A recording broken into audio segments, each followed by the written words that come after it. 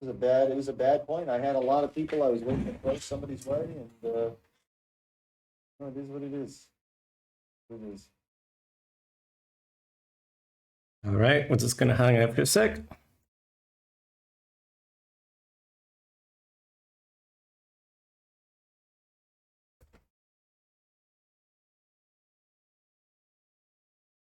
Um, if no, also okay. W, if you don't stay nice to meet you.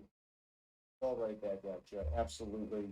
And thank you again for everybody who stopped by. Thank you for everybody who followed. You know, I didn't get any of the names. Most of the time, I had the alerts turned off. But anybody who followed, Hey man, how's it going? Just waiting for a friend to finish the stream. I'm just watching a stream for the time being. And then we can talk about role playing. Subs means a lot. It really does. Thank you for the gifted subs. Thank you for the subscription. Thank you for the bits, the raids. Thank you. Obviously, Kiana with the back. So that's what's up. Thank you.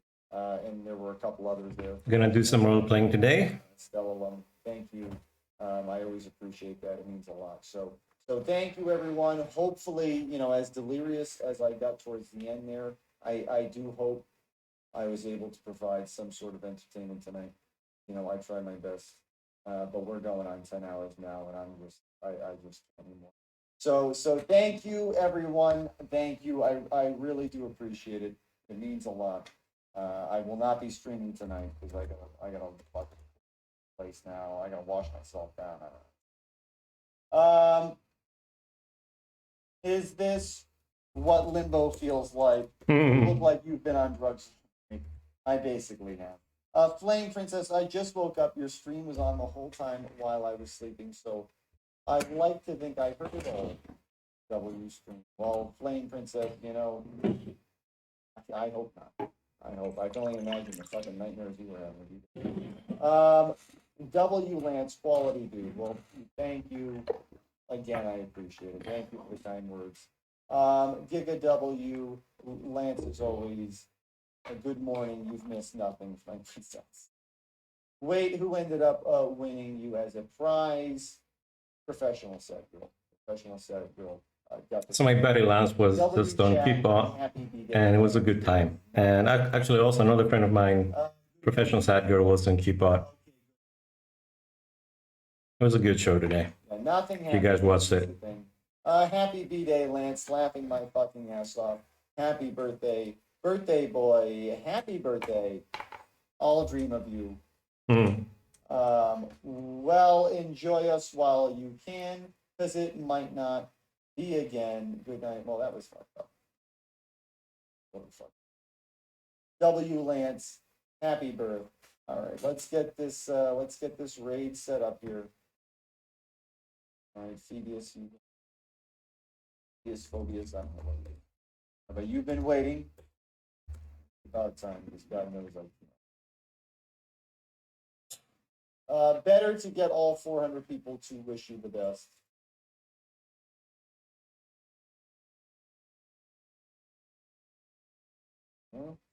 Now let's get that raid in. I cannot wait to get a fucking shower in. So there we go. The raid is through. One lucky son of a bitch getting a raid of over 400 people.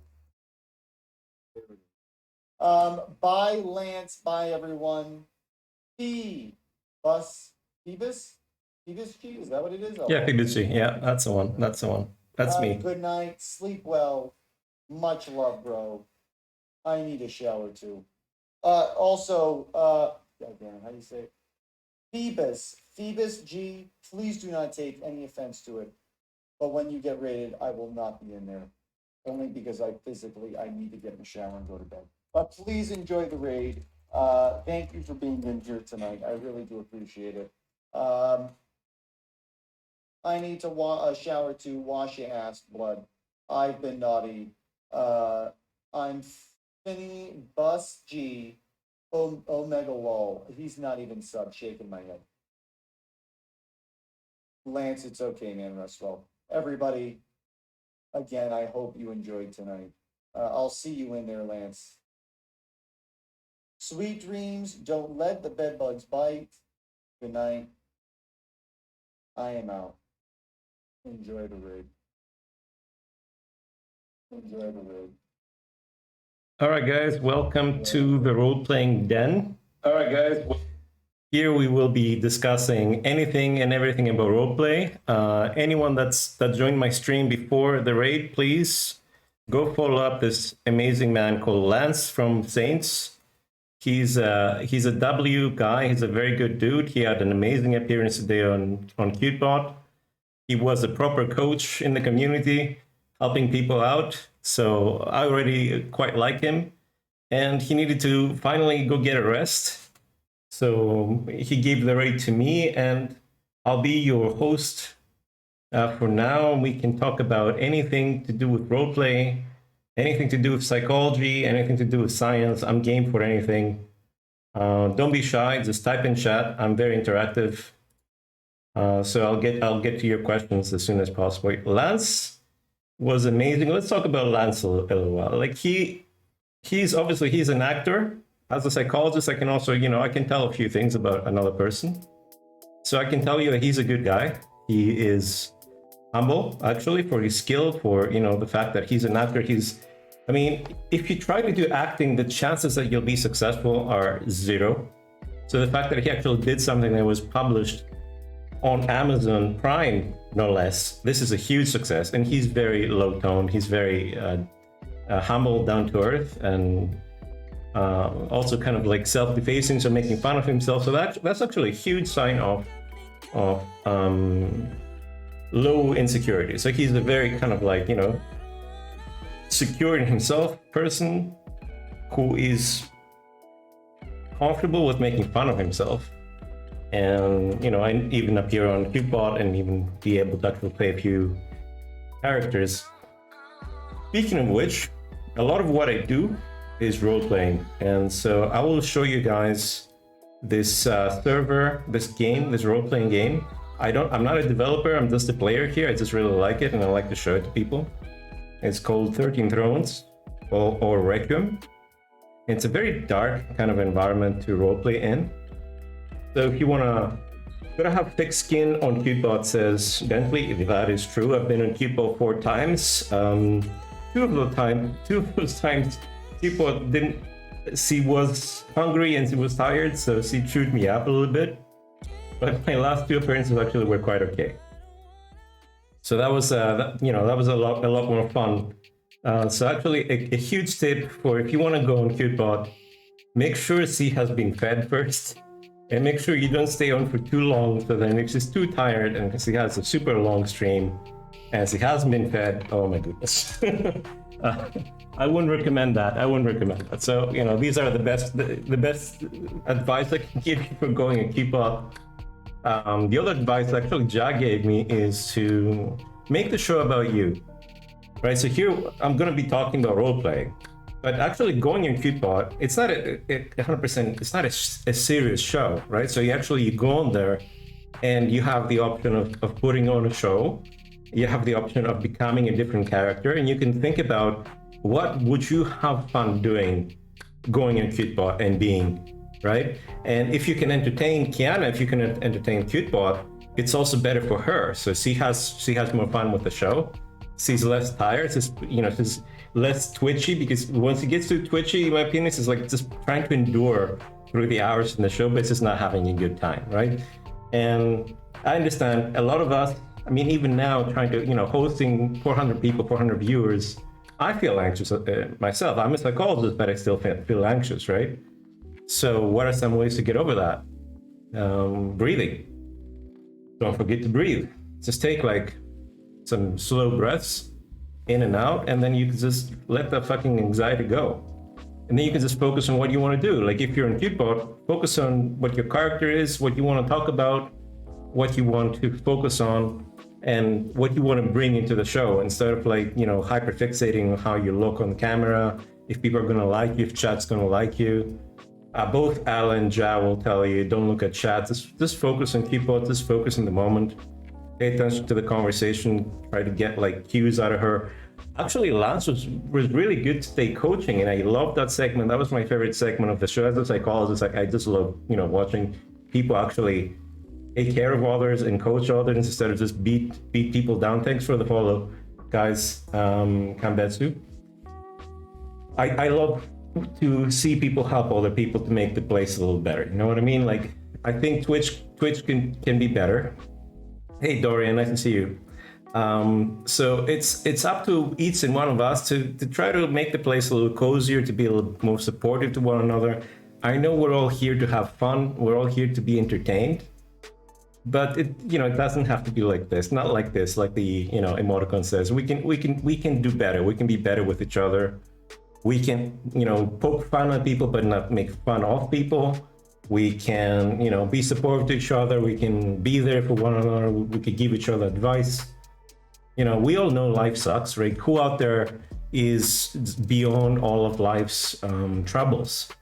My guess is no one. And if they look like they are, you don't know what it's like to be them, right? So you don't know what they're actually hiding. Because a lot of people will hide their true selves out of insecurity, right? So they'll just hide behind a facade or create a facade behind which they are, even in chat, right? That people, you have a handle in chat, which I assume that having a handle, Fresh says in chat will treat you like human wastes, like the humans they are, W. Yeah, this is exactly what I was talking about, anonymity, right? So people have handles in chat, and a lot of people have handles on Twitch that do not relate to their real identities. So they feel this freedom to be like 4chan, right? So it's like 4chan on Twitch. And I'm like, why do you have to do that? I mean, you have that anonymity. You actually have a bit of freedom to maybe, poke a little fun on people, but poke fun on people that ask for it. Like, you can poke fun at Ja because he's asking for it. He's asking people to poke fun at him to make the show more edgy. He's actually, begging people to attack him and stuff like that because he will attack back. He's game. But it's not okay if you're attacking people that are not game. Like, there's some contestants on Cupid that I feel bad about when they're being attacked. I'm not going to name names. It doesn't matter. But I feel bad about these people, and they're generally good people, although some of them are way too sensitive, and this is why some people get a rise out of that. So feel free to ask me any question in science, psych, whatever. But meanwhile, I'll talk about this game. Okay, Bentley says, "Are you concerned with the fate or reality of humanity when you see comments chat on social media?" Professional Sad Girl said earlier in her show today that she did coaching, so she basically was a school counselor for quite some time. And once you are seeing things as a psychologist and you're concerned a lot with how do other people think and what makes them think, what makes them do certain things, you start to become a lot more understanding about them. So you see why they do what they do, and you're not as mad. I mean, I'm still susceptible sometimes. Sometimes I get disappointed, to be fair. Deuce Bentley from chat. Sometimes I do get disappointed. I'm like, this person could do better. And I try to actually, like, I've been in a few shows lately where there's a lot of toxic material being discussed. Hey Stingray, how's it going? So I've been in a few shows where there's a lot of toxic material being discussed, and actually I try to just give a different viewpoint of, you don't always have to view everything from an extreme position of toxicity. I know kind of pretending to be really toxic is kind of funny, right? So a lot of people are trying to be edgy in chat, and the effect in chat is, except for my chat is pretty slow right now. You can see a lot of people are probably asleep or who knows what, right? So like 5 or 10 of you are actually interacting in chat. But in a lot of chats, especially in Cupid or more busy channels, you see people are actually competing with each other to get noticed, right? So then you're each person looking at from a game theory point of view. I don't know if any of you guys have considered what game theory is. It's a pretty cool area of study. So from a game theory point of view, everyone is like trying to outcompete one another. We don't know you, good night. It's okay. I mean, you can stay and get to know me, or you can have a good night. I don't mind. Take care. So people are always competing with one another to get noticed in chat, and especially in busier chats than mine, right? So then what happens is you have this effect of, okay, so who's going to be edgier, but not so edgy that you get banned, right? So then you have this level of toxicity kind of raising and peaking, and then there's this plateau, and the plateau is right under terms of service, or the, how much the mods can actually put up with. Chain Stingray, we're discussing roleplay, we're discussing the dynamics of Twitch communities and how chat works out. And somebody mentioned, that chat can be very negative, and if I get disappointed or if I get concerned with the fate or reality of humanity. And I'm like, well, you know what, Bentley, this is humanity. Humanity is flawed. I'm also flawed. We are flawed. Like, if I was to make a t-shirt and merch, it'd be like, we are all flawed, right? So question is not if you're flawed or not. The question is, what are you doing to become less flawed or to become more of what you want to become, instead of what has contributed to who you have become right now? And let me let you in a little secret. You actually have to forgive yourself for who you have become, because so much of it wasn't up to you, right? You were born with certain genes. You were born to a certain community. You were born to a particular kind of parents.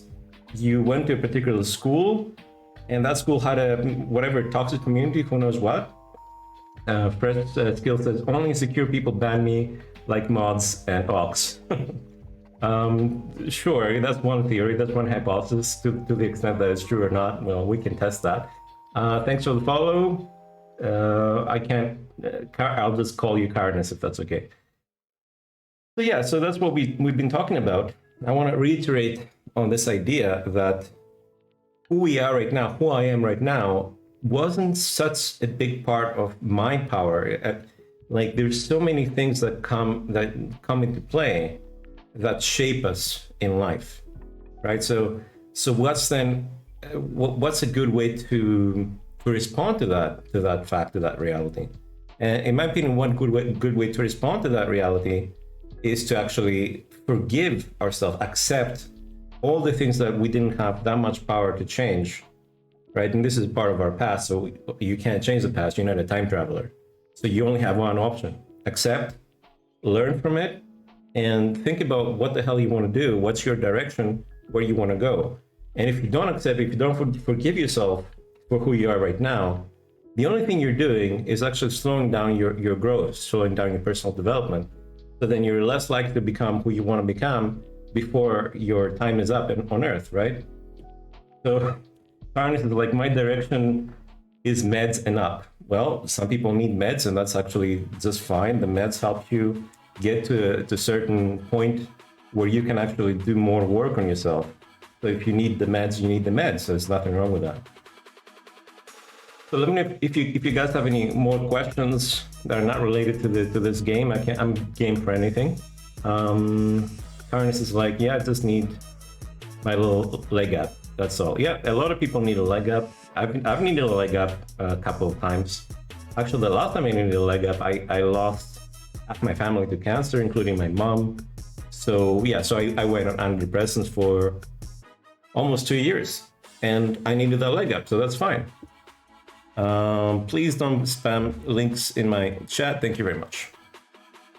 So yeah, so if you don't have any more questions, Carnes is like, in nomine Padre, a Spiritus Sancti, Amen. Actually, I did a little bit of Latin in university, so finally my Latin is useful reading chat. Okay, I'm gonna have to time you out. I'm sorry about that, but no spamming links. Okay, so Stingray said, I'm writing a philosophy paper. Awesome, right now. And went on Twitch and looked up philosophy just to see if this category, this was a category thing. Well, if you actually need help with your philosophy paper, we can discuss, we can explore some ideas, and then you can inspire yourself from that and write your own thing, right? You're not gonna write what we say verbatim, but sure, you can poke some questions. This is, philosophy can be great if we apply it to becoming better. If we apply it to just rationalize our butts out of anything we need to do, then it's not actually useful. That's not the kind of philosophy that I'm interested in. Yeah, so it needs to become a thing. If not, yeah, I would love to talk more about philosophy in here. Okay, I'm gonna allow this. Get the hell out, my son. Get the F out, my son. Yeah, sorry, I have auto mod on, but yeah, just to keep things sane. Anyway, so if you don't have any questions at the time, I will talk about this place called Requiem. I'm also going to log in and show you what the game looks like. It is a retro game. It's based on one of the first MMORPGs that were ever built by Richard Garriott, who's a very imaginative guy. He's the inventor of the thing we see in games is called an avatar. So all the little characters that are you in the game was initially his idea. And he made a series of role-playing games, the Ultima series, and eventually that became Ultima Online. And that was released in 97. I'm an OG, guys. And this place and all the places like this that are role-playing, enforced role-playing, serious role-play kind of environment are super based on that, but they have made a lot of changes, so they really kind of made their game their own.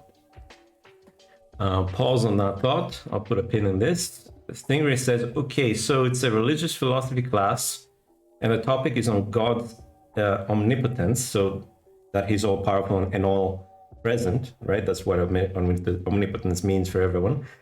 And do you think God can create a rock he cannot lift?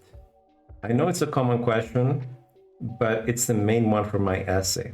If God cannot cure evil, he's not omnipotent. If he will not, he is not well-meaning. Yeah, well, Karenis has the base argumentation lines there that you can follow.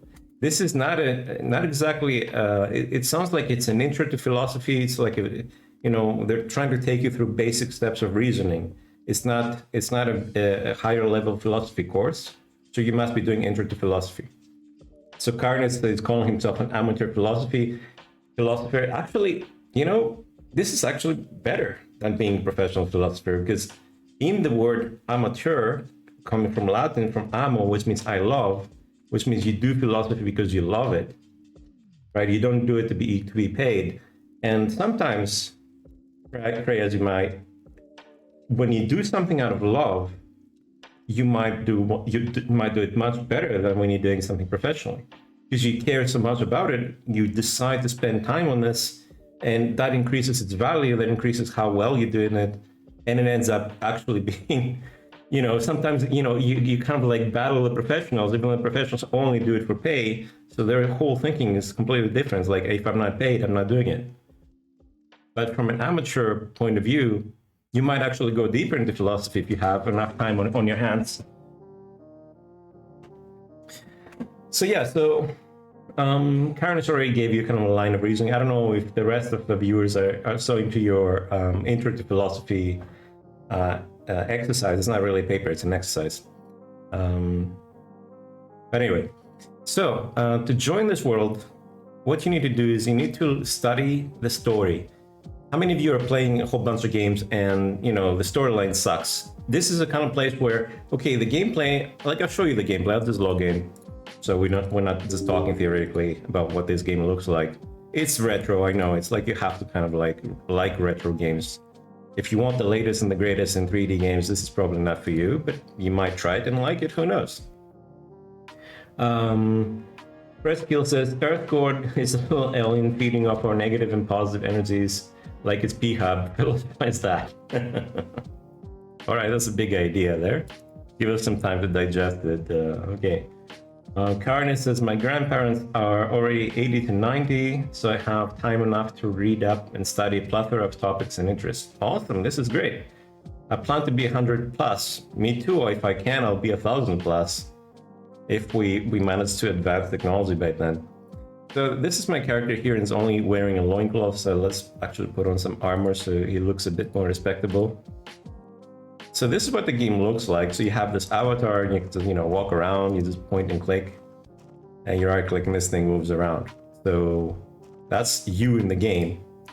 And I made kind of like a mixture between a rogue and an archer type of character that can also do pole arms for closer range fighting, but overall he's very kind of like very tactics based. So he can like fight from far away, he can cripple opponents from far away, he can cripple opponents from two tiles away. This is like each tile in the game. And so I mean, it's an interesting play. I mean, I'm not the most skilled PvP or fighter in the game, but I think I have a pretty interesting setup. And actually, this game gives you so many different abilities. Like they have made very custom, a very cool system that actually allows you to imagine and create so many different character templates. So you have like your, it's a fantasy game. So you have magic, you have, your usual swords, axes, fencing, maces, blah, blah, blah. Even wrestling. So that's like fighting with your arms. But this world is actually pretty Renaissance. So you also have things like firearms, which is pretty cool. So you have the magics on one side and firearms on the other. So that's super cool. Arne says, immortal would be the aim, but I'm sure I'd die before even 100. The funny thing is that, I mean, we can try for immortality, but nobody knows if we're going to actually achieve it, right? So, I mean, you can be doing your best. And actually, one of my startups is a health startup that's focusing on optimizing human health for our clients. And actually, one of the end goals is to reverse cell aging, to reduce biological aging, and not just focus on clinical medicine that only deals with you when you're really sick. We want to keep people from getting sick. So that's the whole idea. Down the line, we might be able to reverse aging or even like delay aging to such a degree that you have something like immortality. And I think even if it's not your cup of tea, if you don't want to stick around forever, it's nicer to have the option of sticking around for as long as you want, rather than being forced to check out earlier. But the joke in this line of thinking is that you might do everything perfectly, follow the exact advice that we give you to stay alive the longest as possible, but end up, dying in an accident. You can't control that, right? Shit happens. So that'd be quite unfortunate. So, reading Fresh Kid's comment from earlier, Earth God is a little alien feeding off our negative and positive energies. Well, if Earth God is a little alien, he's definitely on Twitch, right? And he's spreading out his followers on Twitch, and he wants more toxicity, more negativity going out there because that's how he feels stronger. Kind of makes me think a little bit about this also TV show on Amazon, which was called American Gods. That was a pretty cool TV show, and I just heard recently that it was a very good book series first, so it might be worth checking out. It was a pretty good TV show. So let me know if you have any questions about the game. I know I just did like a quick intro, and you can actually also just connect and try it yourself. I have nothing to gain from this. I'm just a player. I just like this game, and I'm, showcasing it to people because I believe that if you try role-playing in some of your games, you're gonna have a lot more fun than just playing the game vanilla. And you also get more involved in creating stories about a game.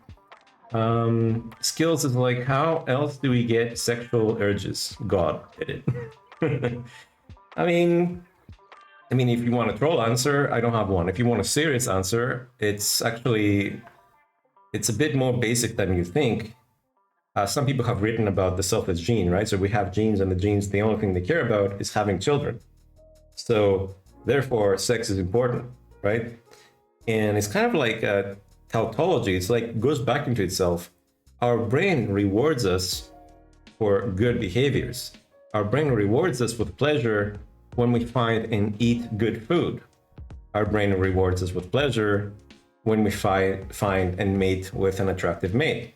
Why is that? Right? I'll let you think about it a little bit. So if you actually want to try this, all you do is Google up 13 Thrones Requiem, and then you can go to the connecting page and hit up this link right here. This is going to download everything. It's a patcher. It's also going to help you create an auto account. Try to save the password though, if you want to log back in. And then you can actually try the game out. It's going to log you in. So you can actually try the game out. I'm not feeling too roleplay inspired right now, so we're just gonna go hunting for some zombies. So this is like the fort that you start out in. You actually start out almost, I think, in exactly this position. So you see these gates and you can go in the fort. And this is the map of the area, so you can see like this is actually a pretty big fort. So we can just go out there and try to look for some zombies to kill. There's like plenty of undead and stuff like that. But yeah, let me know in chat. Don't be shy if you have any questions. I forgot to put on my monitor because I turned on the stream last minute because Lance really had to sleep. I'm gonna shout out Lance. Lance is the man. I'm gonna shout out Lance a few more times for anyone that's joining the stream later on. Let me get my monitors on.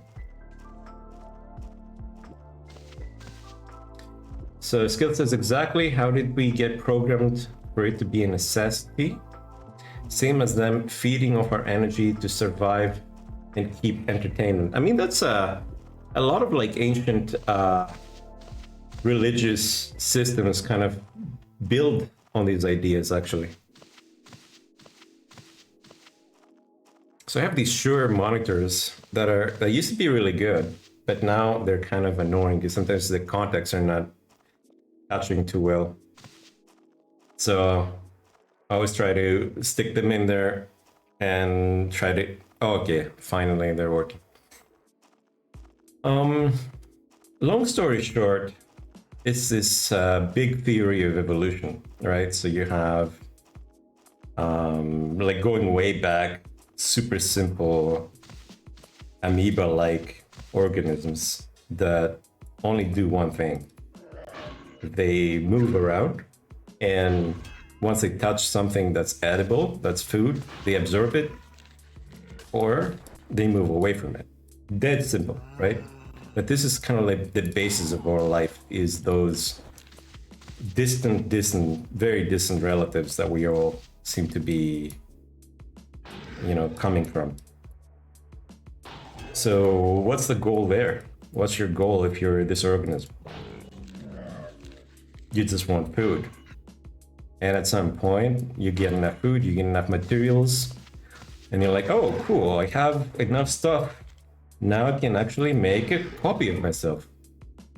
And this is more or less the definition of life itself. So it's a system that can keep itself, it sustain itself, and also make copies of itself. So it continues in the environment. And not all organisms actually have kids. Some actually are immortal. So some organisms never die. But most of the species that we know now have some sort of sexual selection and offspring and so on. So this game, not this game I'm playing, but the game of biology, is one of the oldest games on the planet. And so our behavior has also evolved to play along these lines.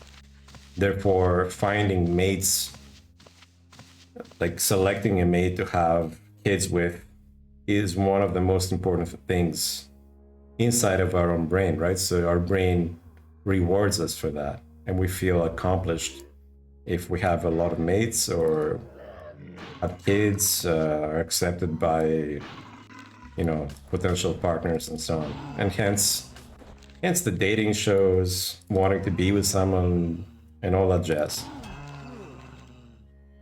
I mean, personally, I think we could break free in a way, so we don't actually have to do as nature demands of us. And this is also the beauty of philosophy, is kind of a process of breaking free and redefining everything in the way that you want to define it. So who are we after all? You know, what do we want to do? Yeah, that spawns a lot of other questions in my mind, like determinism and so on. So are things predetermined? Are things influenced by us, and to what extent?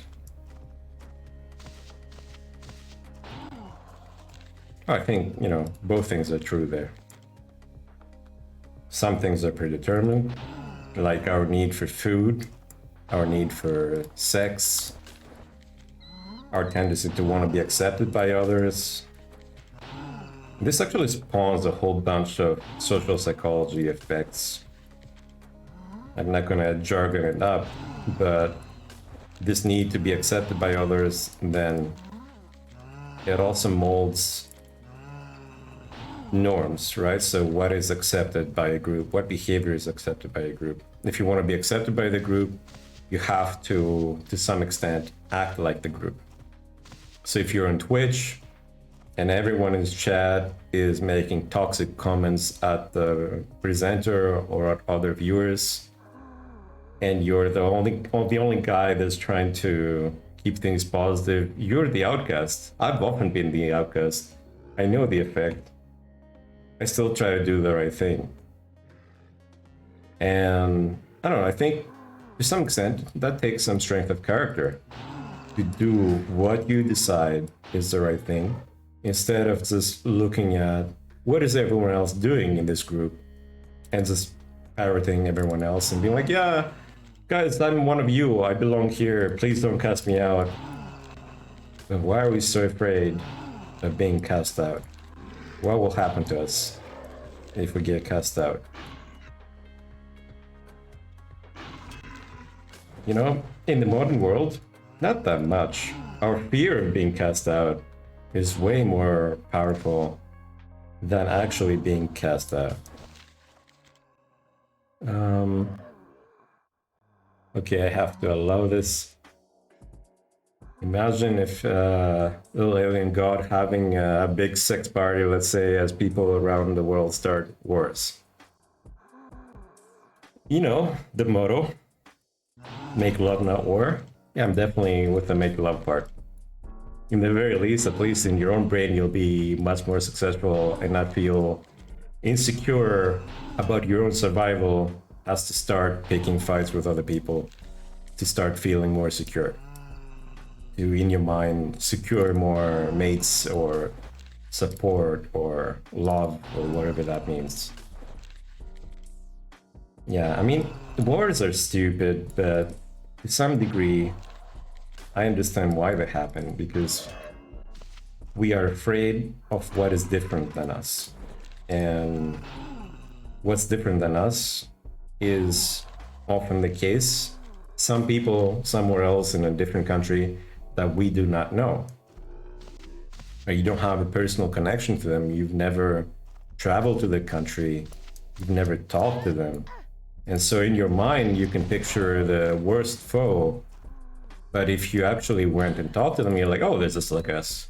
I mean, they may have some funky customs. Maybe they might have some funky foods. Like, for example, in Iceland, they have sheep brain drive-thru. So the same way you have like a Big Mac, they actually get sheep brains. Does that mean they're alien? Nah. I mean, if you grew up in Iceland and you were always exposed to people eating sheep brains, you'd be like, oh, sheep brains are great. I don't like sheep brains.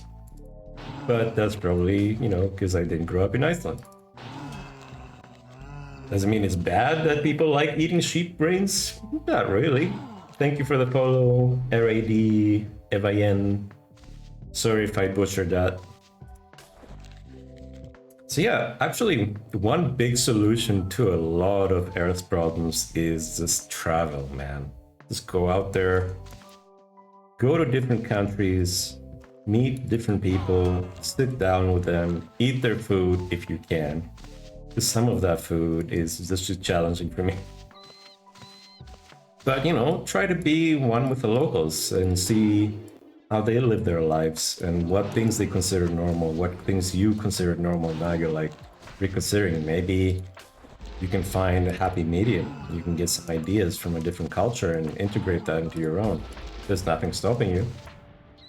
We don't have to just do everything the same way we did it before, just because that's the way we did it before. It's kind of like a cyclical argument, right? So whenever you see a cyclical argument, you should think in your head, that doesn't make sense. You're trying to prove something by the thing itself.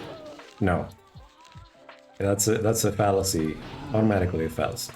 So try to find a reason to actually like something, improve something. So meanwhile, I'm just gonna kill some zombies here. My character doesn't care too much about the undead. He's the undead, try to eat his friends, so that's a simpler life. That's probably why I play games, because it's a much simpler life. Like, it's probably why I roleplay, because I sometimes I roleplay characters that are of very limited intellect, and that's the closest I can get to ignorance is bliss. I can roleplay ignorance.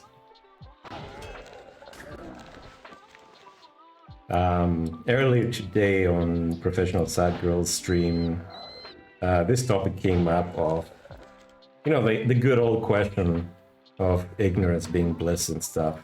And so I brought up that one of the most famous counter arguments in philosophy in history by Socrates himself. Like the most famous Socrates quote is that the unexamined life is not worth living. But what does that really mean, right? So that which you experience without really being aware of it does not have as much value experientially in a way than, you know, you being deeply aware of it and trying to actually draw meaning. Yeah, the counter argument, you know, going back and forth playing devil's advocate, is that ignorance is bliss. So the less you know, the happier you seem to are.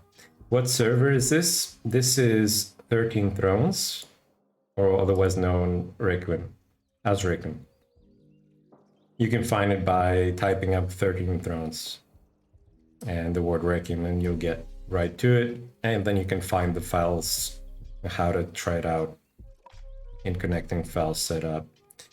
But to actually play in the rest of the world, like if you play without roleplay, it's a very limited part of the world where you can just try it out and see if you like this kind of server. But if you do, you can think up a character that you want to play that fits in this reality and write a background story, write an application for it, and then you can get in. And actually, a great way to do that is to go on the forums, and then you can find the approved applications. Right, so you just click approved applications. I would recommend go through a few of those, try to find something that you find interesting, and you can write a background story that can be a little close to that if you want to get your first character in easier and try things out. So right now I'm hunting in this area called Iwela, full of undead and crazy mages and shit. But yeah, feel free to ask me any more questions about the server or psychology, philosophy of life, whatever. I'll try my best to give you a decent answer.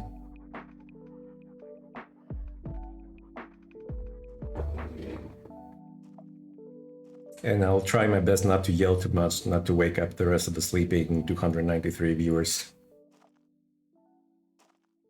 I know some probably fell asleep because they were too late on Keybot and they just left everything on. So yeah, I'll try not to wake you guys up.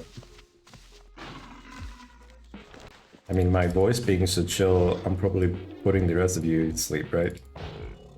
So Jax, my mind's just blowing up. I got a raid from Lance the Great.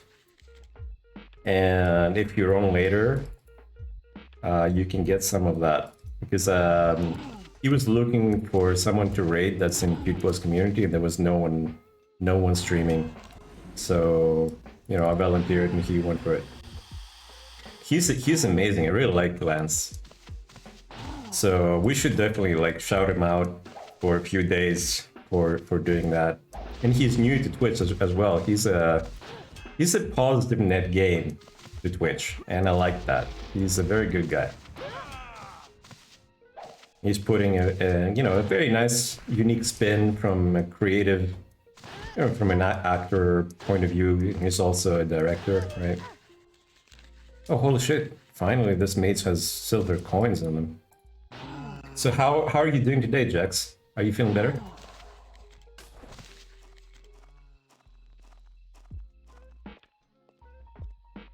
Oh yeah, I think I made the affiliate program, but I'm going through some of the paperwork still. So that's also a W. I'm pretty good. It's been a crazy day. There's been some very good appearances on Cuteboat today. Actually, Lance won the male side of things, and Kat won the female side of things. So it was a very doubly day. We almost got killed by this maze. I'm good. Just gonna run off and heal. So very good day all around. Productive. Did some stuff while I was waiting to go on Cuteboat's show. I didn't make it, but it was so fun watching. So it's totally worth it. And Al said, maybe I'll get on tomorrow. So he said, try to get on early. They'll have the King's Babes segment. That's a lot of people.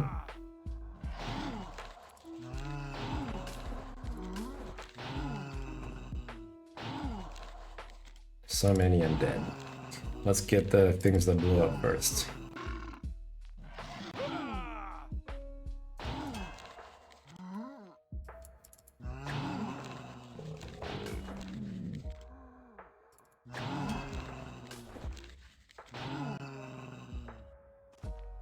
I'm here. There you go. I hate it that, you hurt them and they try to run away and then you have to keep chasing them. Right? They're too smart.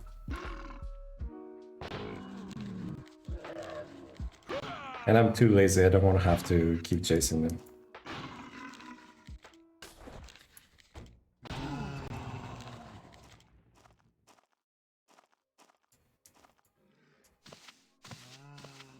Alright, I don't like to go upstairs. I got to lurk. I have some shit to do. Alright, buddy. Thanks for stopping by. I hope you're feeling better. That too shall pass, mate. Can we kill this mage, maybe? Do I have any potions to increase my attack speed? No. Let's give it a try. Let's have to run away if we get too much damage. Crap. Dorian, is there taming in Requiem? No, there is no taming. And I have to run away. This mage is nuts today. He's just too lucky with the spells. 100% of the spells he cast landed. No, there's no taming. And I don't think there's gonna be anything. So that's one thing you'll miss. Oh, if you wanna have something like taming, you can do a pagan mage. And you can summon creatures. That's the closest thing you can get to taming, is make a pagan mage.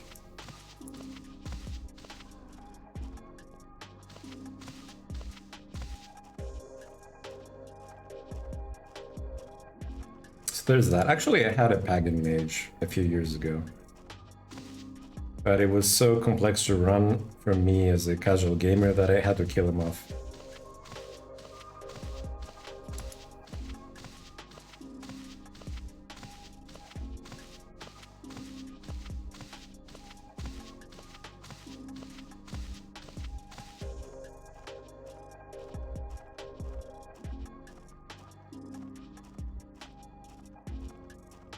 So guys, try not to fall asleep, throw any questions at me, keep me busy. Just doing some hunting here, which is a little mindless. I mean, I've got this. It's So for the crazy maze, I'm just gonna skip for now. Because it's just too OP.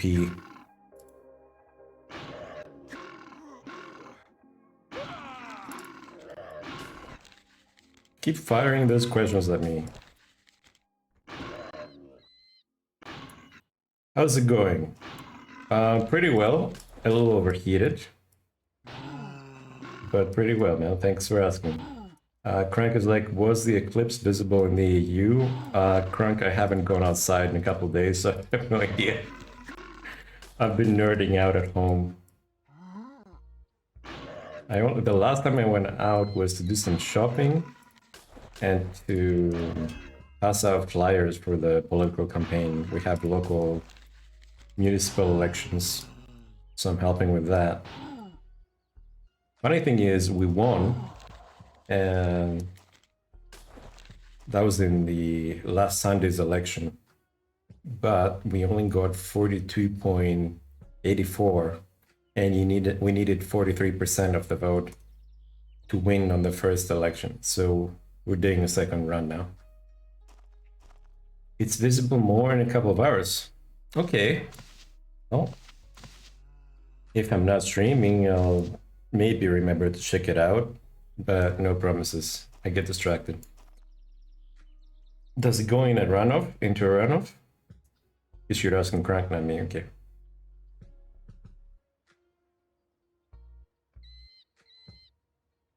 So guys, if you like kind of these topics, I mean, I play other games too. If this game is too retro for you, I get it. Feel free to drop me a follow. It's this little heart right next to the chat. If it's not filled, try to fill it. Now the election. Oh yeah, it's I guess what you call a runoff. Yeah. So this Sunday, it's only the top two groups battling it off. So whoever wins gets the town hall, basically, more or less.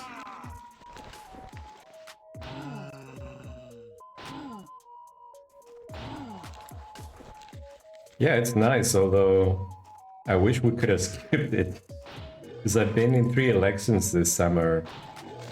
We had national elections, then it was a very rare case where electoral law changed. So the first election was proportional, and the proportional election didn't yield results. So this was a very rare situation when we had a secondary election again.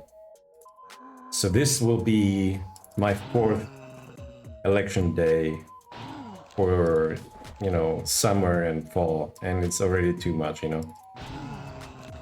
I just want it over at this point.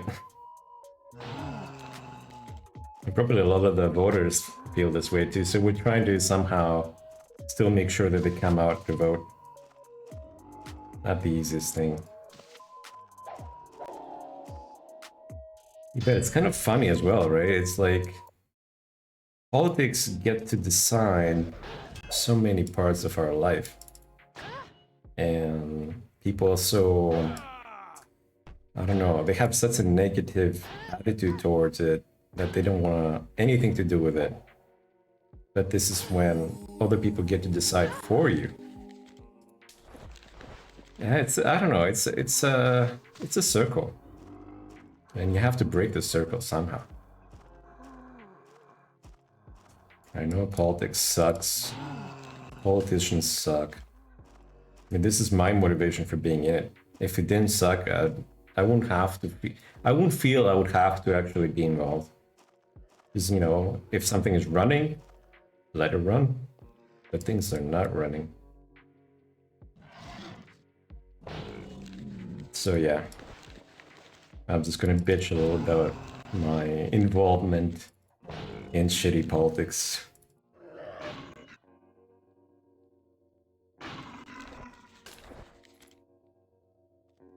Long story short, it's a pain in the butt, but what's the alternative? Like they used to say in ancient Greece, actually, you know, in Athens, some of the sages used to say, democracy is one of the most annoying and most useless political systems, but it's the best we've got. Taco says, I just wish we had multiple parties here. Where is here for you? I'm guessing in the US? Because you only have 2, right? But yeah, it'd be nice to. It'd be nice if independents got bigger results in the votes there. That would switch things up.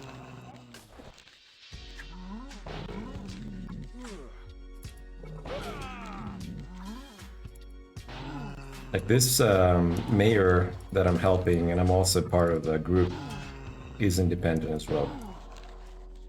And that's actually what I like about municipal politics, is that they're not so attached to party politics. Anyway, I'm not going to go too far into politics. I'm just discussing the theory and the problems.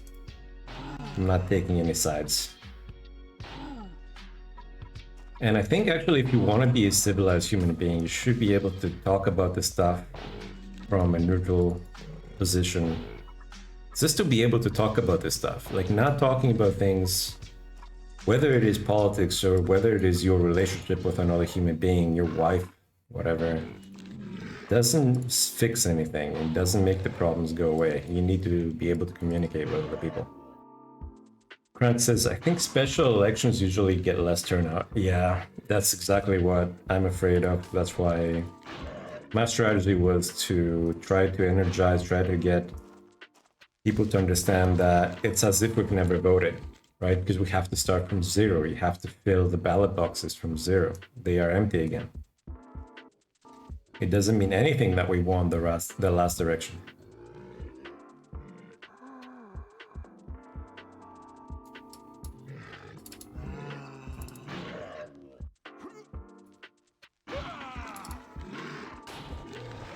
So, Craig, how's your day, man? Taco says, yeah, we had special voting for the city funding stuff, and the turnout was bad, right? Yeah, people are like, how does it relate to me and my needs? I don't get it. It's too far removed. I'm just not gonna bother.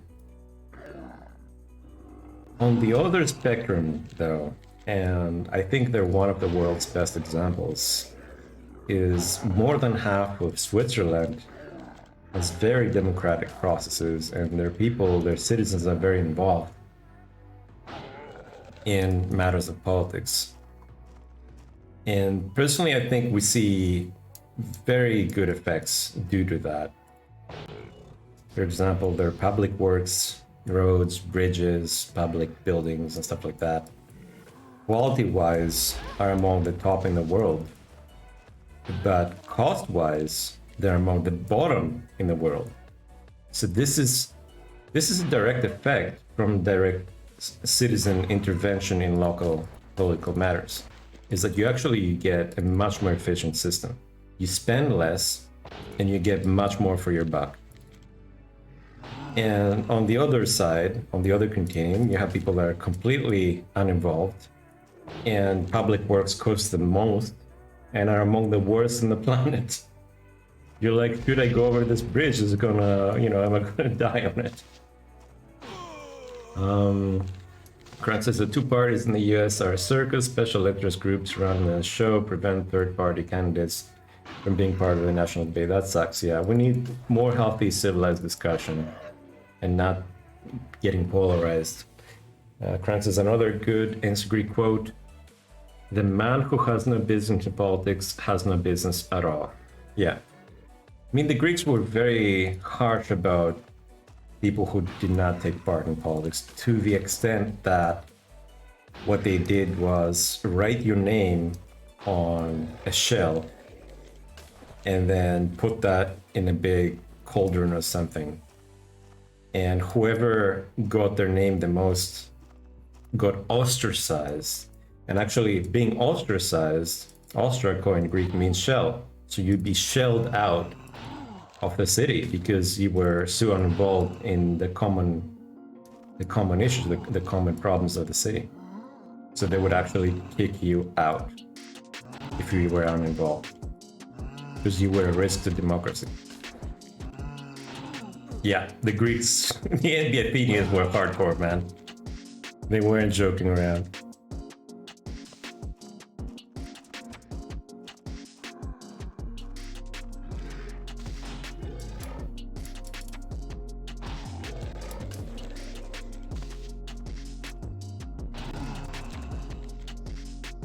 Copper cooking pot, no thank you.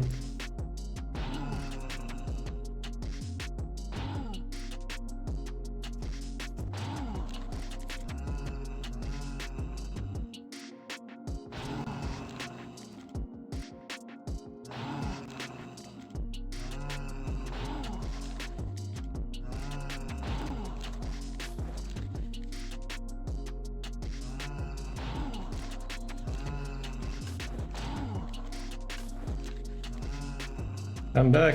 I missed you.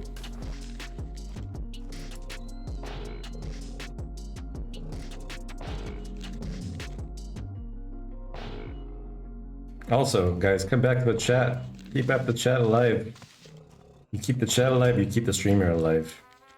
At least until we raid out to another Tweetbot community member. For now, I don't see anyone, and I'm also open to suggestions. So if you have a suggestion as who you'd like to go hang out in, discuss and let me know. I don't stream too long. I can last like 2 or 3 hours at most. And it's so hot in Greece. It's like 25 Celsius right now. So even streaming, I feel like, holy shit, I'm sweating. Crank is like, do you know much about electronics modding? Not as much. This is actually one area that I didn't spend too much time in. Like, I did some reverse engineering, so I know how to use UART to hack different devices. But I'm not so much a hardware guy, so I don't have that much experience with modding stuff. Taco's like, I have to head out. Alright, buddy. Yeah, chill out, chill out. I have chill music. We're having some chill discussions. Hopefully I don't put you to bed though.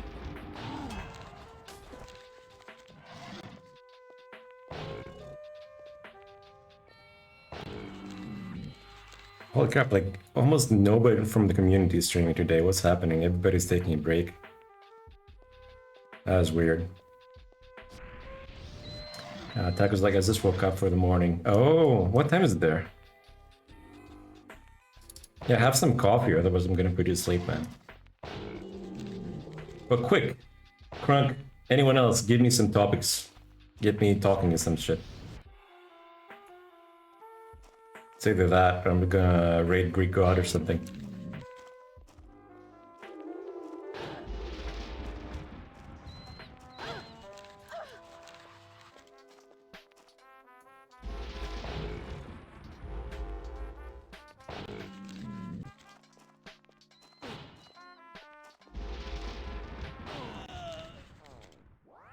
These are magical items that mages use to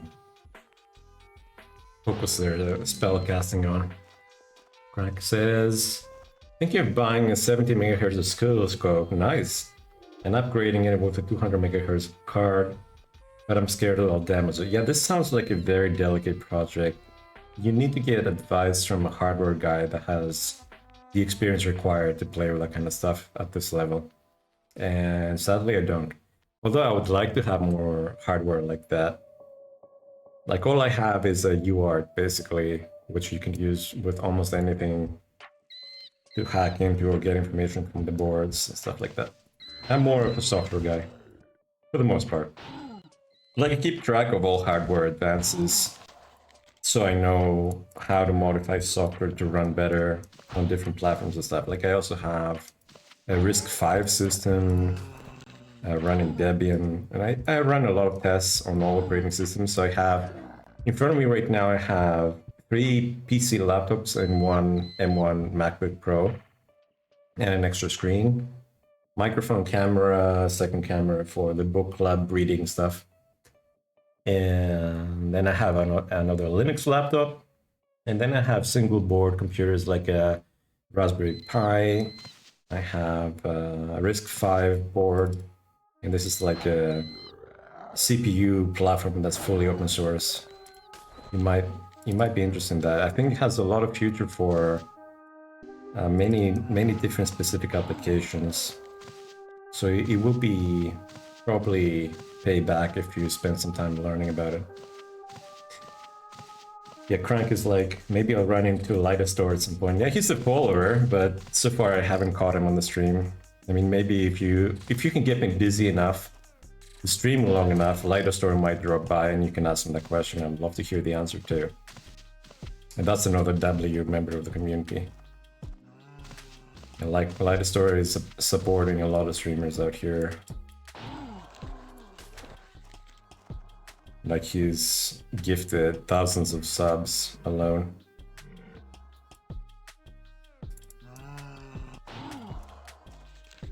Oh, we missed the coin.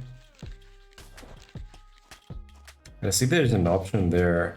You can play an undead mage and you can bring all these corpses back to life and then you can control them and stuff. So that's why there's this option connect here. Crank says he normally doesn't chat much, but he's an electronics engineer, I think. He's a general engineer, he's very much a tech person. We've often had some big brain tech talks. But I like that he's also very down to earth.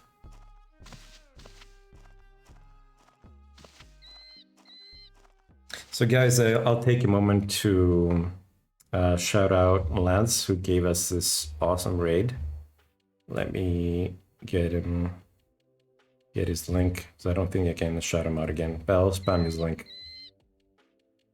So go follow Lance, he's an amazing dude. He was a pleasure to see on the CuteBot show today. And I love the segment where he was coaching people. Like, I'd love to see more of that on the show, and less toxicity, in my opinion anyway. This is not my thing, you know. Like, I'd love to see, okay, realistically, what are the chances you're gonna walk away with CuteBot's number? But what you will walk away with is an experience and learning how to talk to women or whatever you're after, and be more successful at it and have more fun. Crank says, I was shocked how buff he is. First time I've seen him without the robe. Oh, yeah, and he spent like, I don't know, like 3 bottles of oil on him too. The whole time I was thinking, yeah, for real, Taco, you missed out. You should check out the VODs. He kept putting oil on him, so he was so oiled at some point. The oil somehow made it into his face and eyes, and he had trouble like keeping his eyes open even. It was a good time. It was a good time. I mean, he did great on the show. Taco's like, I saw Nan pulled up the stream and he heard Cat was on. Yeah, I was there. I told Nan Cat was on, and I was there to support our girl Cat because she's amazing. Yeah, I was everywhere. I had Nan tabbed, although I keep telling Nan, please turn your microphone up, I can't hear you. Every time I tell him the same thing, because every time he's so quiet, he's like whispering. I'm like, dude, I'm watching CuteBot right now, I'm also watching Cat, I can't hear you. Hopefully, I don't know, he'll find a way around that so he can talk the way he talks, but to be audible, you know what I mean? Because I hate being in a discussion where I don't understand what the other person is saying. And I'm like trying, I'm like squinting my eyes, I'm like perking my ears, and I have to ask the question. I hate having to do that. His voice is too silky, right? Like, I think Nan's career on Twitch would be to do the nightly ASMRs, in my opinion. Like, somebody should tell him that. Note to self to actually grill him with that a little bit. Like, that would actually be like proper, you know, useful. A lot of people do ASMR on Twitch, right? But he joked about it. Okay, good. So he's already working on the idea. It's like, Nightly ASMR with Nan. Nan Cola before bed. Yeah, I can picture it, yeah. Who's messaging me on Discord?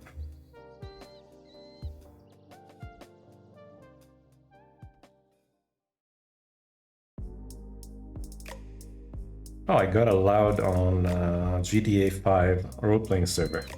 Nice. So we have a new role-playing world to explore very soon, TM.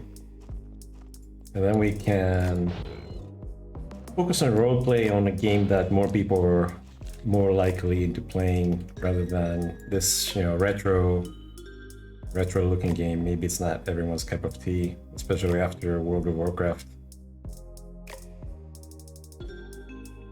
So people are more into especially cartoony MMORPGs.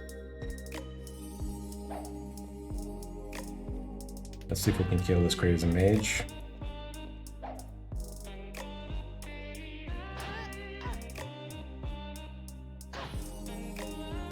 This mage can be insanely hard sometimes to kill. This is the first time I have seen someone play Ultima. Wow. This is the first MMORPG, man. Show some respect. Did you ever play Dwarf Fortress? No, I have no idea what that is. Please tell me more about it. So I'm casting the skill, Rallying Cry, to actually attack faster. This mage heals like a maniac. He is basically a maniac.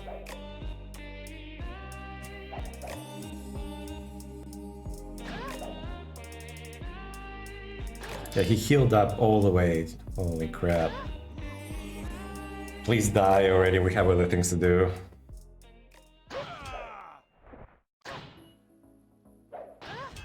Alright, we're getting somewhere.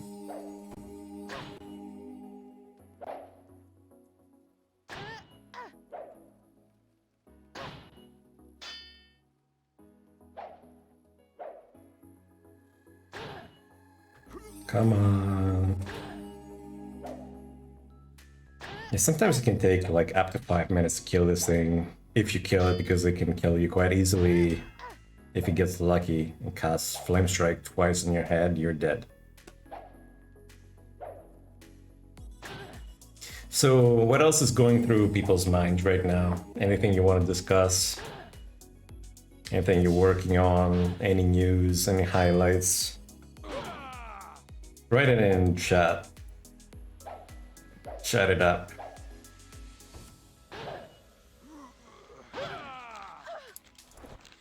Don't be just lurkers. Lurkers kill streams. I should make that a motto. Be a part of the community. Chat it up. So Taco's like, after today's release, I took next week off. I'm gonna try to work on game. Oh wow, sweet. What engine are you using? What kind of game? Now that's something to talk about.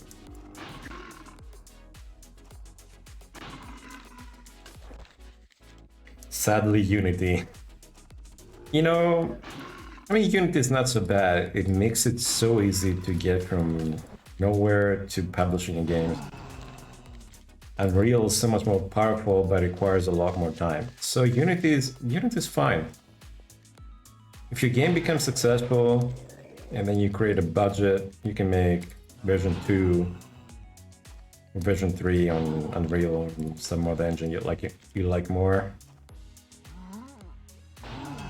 All right, and Crunk has a big text for us. Crunk says, it's an indie labor of love project that was originally non-graphical in ASCII and focused on randomly generated worlds with a simulated 1,000-world history.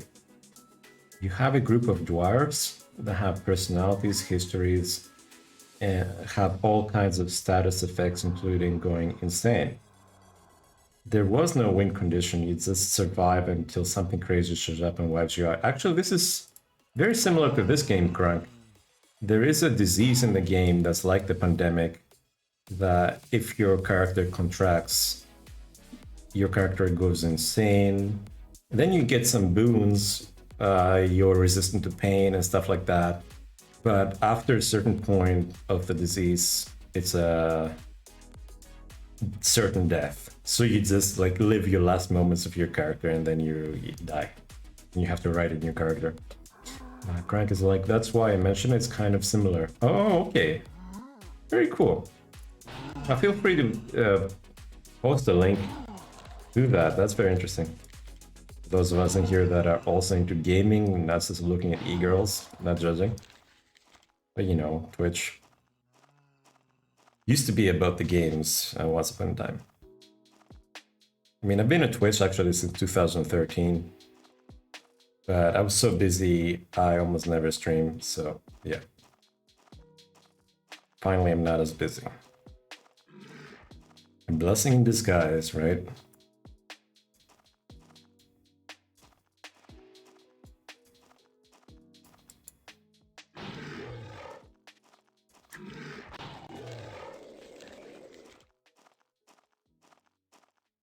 They just came out with a graphical version of it recently.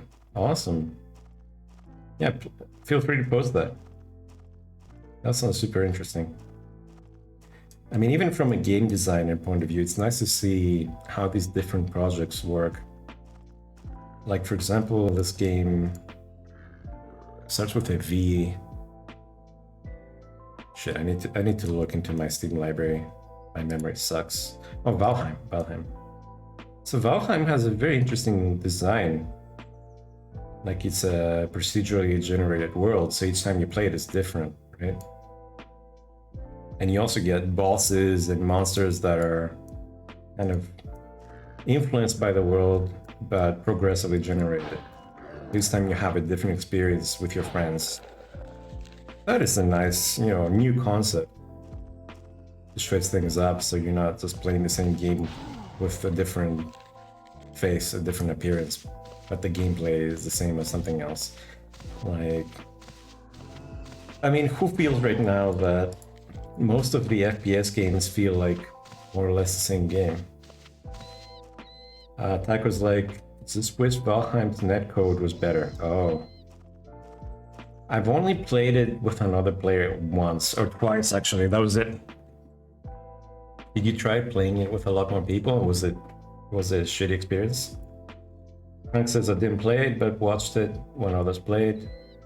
Had a really good time, had a really good crafting system, yeah.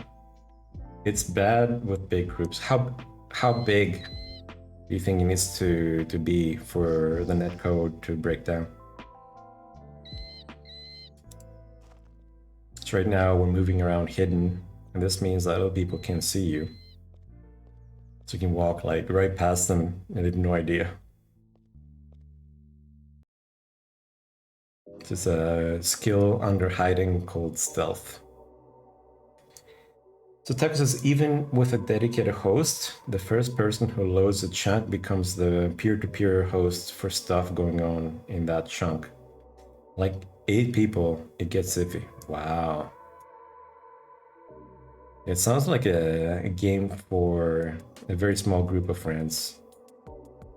Until they optimize it. I mean, my guess is that because the game is so procedurally generated, you can't optimize things as easily as other games that have data files in the game. For example, the map or the graphics or the sounds and everything being set. Here you have dynamic maps that generate, and you need to keep things up to date across all the players. So that's a lot of information to pass out over the network. So it's going to be, I mean, it can be optimized, but it requires a lot of effort to optimize. Sometimes to optimize things, you need to, let's just go into C, C++, you need to go into assembly code and look deep into its function, you know, how it creates and transmits information. Francis, have you followed the development of Star Citizen at all? Yes, I have, but I don't see, like, Star Citizen has made some progress, but at the same time, it feels like it's not making that much progress. So I don't have it installed anymore. I watch other people stream Star Citizen sometimes. I just try to see, you know, each time how far they got this time. How far are they to finally delivering the game? Frank is like, oh, Taco. I don't talk about the money I put into Star Citizen. People have, what's the total number of investment in Star Citizen right now? It's over 200 million or what? Crank is like, I stopped paying attention for the last year or so. It makes sense. Yeah, me too. Plus, each time they come up with an update that's like 120 gigs big, and you're like, what? I need to download updates 120 gigs each time, every like few months. It's 500 million already. Wow. That's the top most community supported game ever. 500 million. Holy crap. Frank also says the netcode innovations they're developing is really interesting. Do you have a summary of that? That'd be nice to touch on. Maybe add some more value in the stream. Hey Kajun, how's it going, man? Frank is like, I think the highest budget period. Maybe, yeah. Like $500 million for Star Citizen. That is insane. And still, like, what's the latest update on when they're gonna release the damn game? Frank's like, it's too complicated for me to remember or explain. Okay, no worries. I mean, since you brought it up, I thought maybe you remembered some more tidbits. But yeah, I mean, given that Star Citizen has a permanent world where every item stays where you put it, and each item has so much damage points, like crumpled damage, detailed damage on ships and in the environment, all that is information that you need to pass over the network to all the players. That's a lot of stuff to update.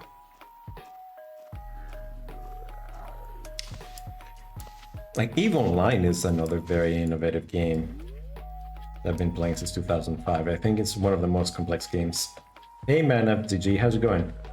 Pretty good, pretty good. How about yourself? And Crank is the main part called server meshing, shifting which server you're on based on location. Okay. I think I remember some of that. I mean, it doesn't work like EVE Online where you have all the servers kind of focusing.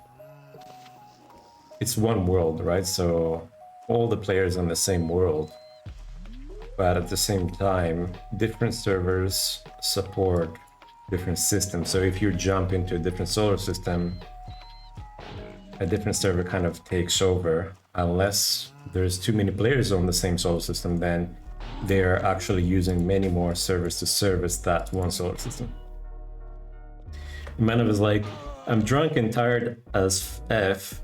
It's 2:30 a.m. So it's just a quick stay from popping in to give my support. I appreciate it, man. Hope you can have yourself a very good restful sleep. Holy shit, I stepped into poison blood.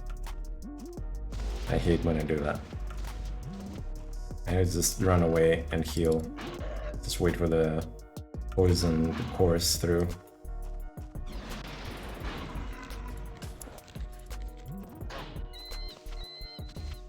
Yeah, I wasn't being careful there. We might die, actually. That poison's super strong. Oh wait, we actually survived this poison. I mean, I'm surprised, actually. Yeah, Crank, yeah, it has to be dynamic. Yeah, you're right. Yeah, even Online has a very interesting setup from a computer science point of view. I like games like that that actually, you know, you make a game that actually innovates the whole field, how servers work, how software should work. I think that's a benefit overall, because then you can use the same technology to save lives, for example, or do something else other than a game. Speaking of which, during the pandemic, EVE Online integrated solving for protein analysis for the COVID virus. So they figured out a way to gamify an analysis component in the EVE Online scanning system, where you scan for planets or you scan in space for other ships or any item in space. And then there is a subsystem where you can hack artifacts like alien technology or something like that. And in there, they actually integrated solving protein, like doing protein analysis for COVID. That was pretty cool. You can find articles in the news about that actually.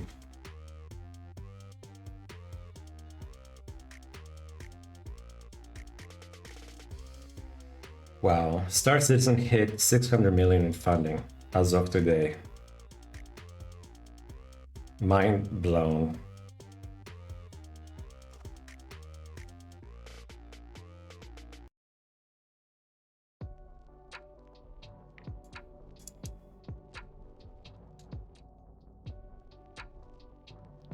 We got a whole bunch of recipes. These are used by the crafting system to allow your crafters to actually make more items. Well, there's also a research system that allows you to discover new items. You can also discover new items through roleplay, which is very cool.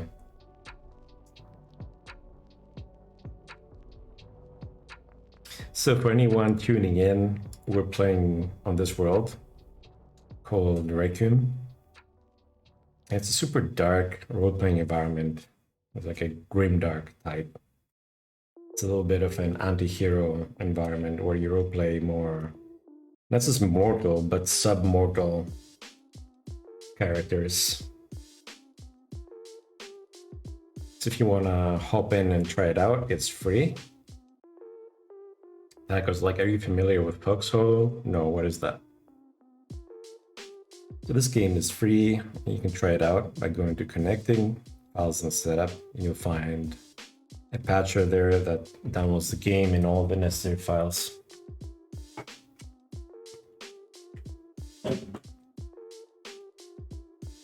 After you get that, you can try the place out and see if you actually like this retro game.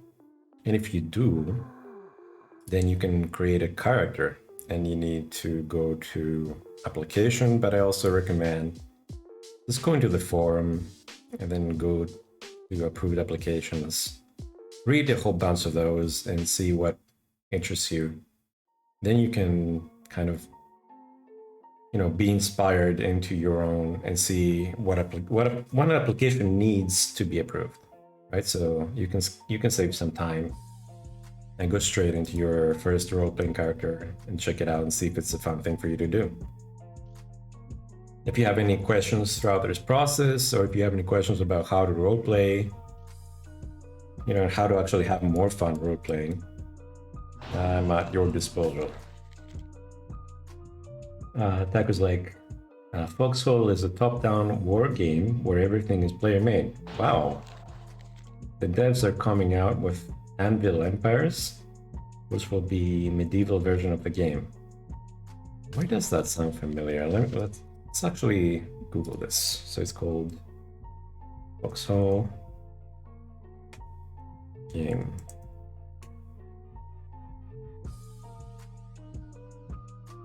So it takes you straight to Steam.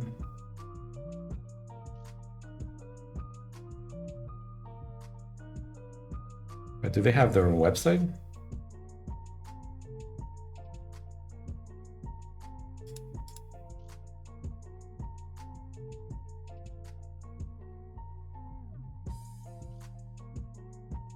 Oh, okay, maybe this is their website.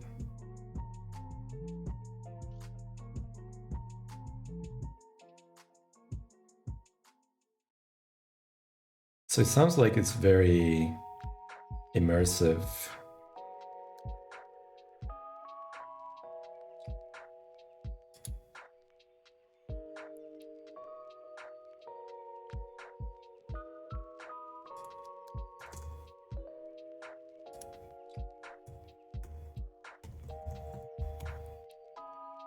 Try to see what gameplay looks like. Oh, that's 2 years ago. Holy crap.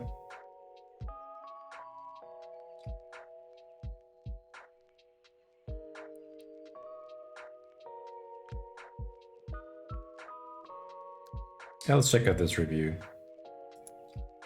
Hello everyone, today I'd like to talk to you about a game called Foxhole. If you're like me, you're constantly uninstalling old games and bringing in newer, fresher games. Yeah, I do but there's that too. always going to be those few titles that you keep installed no matter what, because you know you're going to keep coming back to them. For me, that's Foxhole.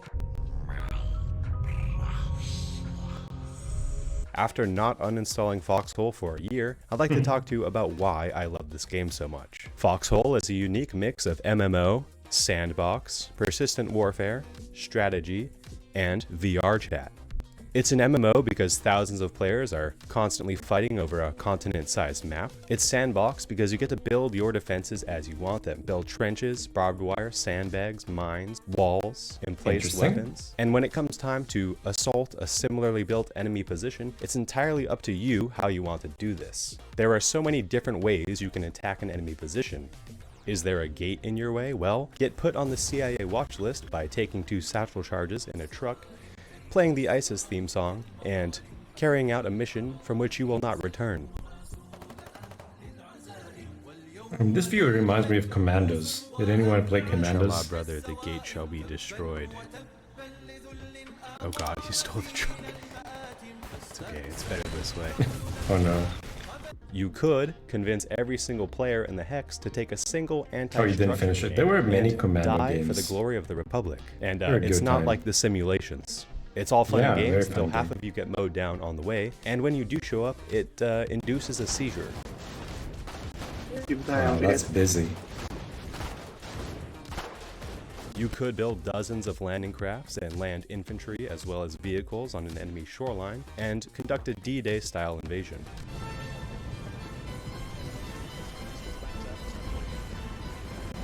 Taco, have you played this game?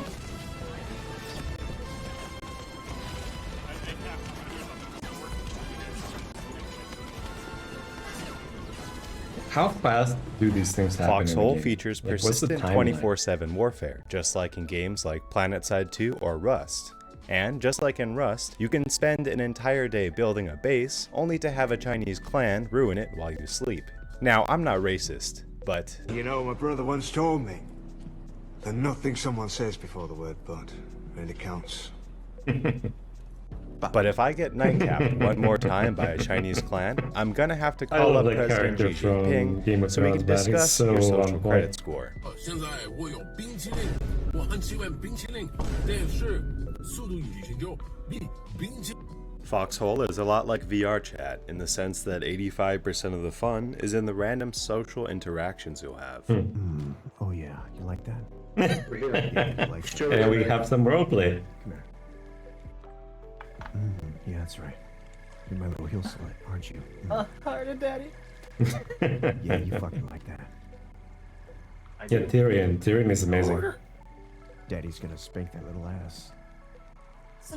Easily one of my favorite characters in Game of Thrones. Very uncomfortable, but also very healed. It's also a lot like VR chat in the sense that 50% of the players are actually furries. Now let's talk about some of the roles you might play in Foxhole. First and foremost, we have infantry. It's the most versatile role in the game. Depending on what gear you select, you could be an armored machine gun wielding juggernaut, you could be a medic, you could be a Tyrion poison made gas half of factory, the show. or even take no ammo, just a bayonet, and be a blade master. There are no classes in Foxhole. The gear makes the player. I drink the and I player know makes things, the plays. right? Play of the game. What a character, man. I'm definitely going to give this this game a try. Thanks for bringing it to my attention. And there's also, you said, a medieval game. Oh, Anvil, okay. So the Anvil is already out? Oh shit, what am I doing in game? Hopefully I'm not gonna die. A good thing I hid.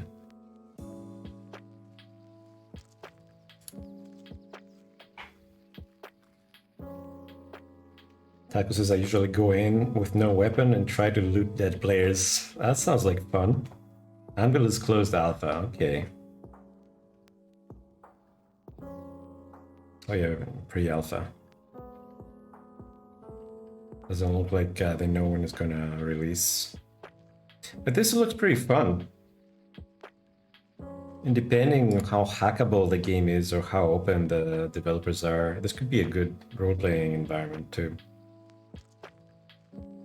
Like for example, GTA 5 is a great role-play environment, but also something I want to try is Red Dead Redemption. Like they figured out how to do Red Dead servers, and there's already roleplay servers, so you can like roleplay like Westworld, you know, by being out in the Wild West. Crank's like, have you played Hell Let Loose? Nope. FPS World War II sim with 100 player servers. Cool. Tacos is in Annabelle, you're part of a bigger faction, but you can also have your own village. You can start or be a part and build defenses. Join other villages in attacks or defenses. Cool. Crank says they use realistic chain of command and have good community in terms of Hell Let Loose. Let's check that out.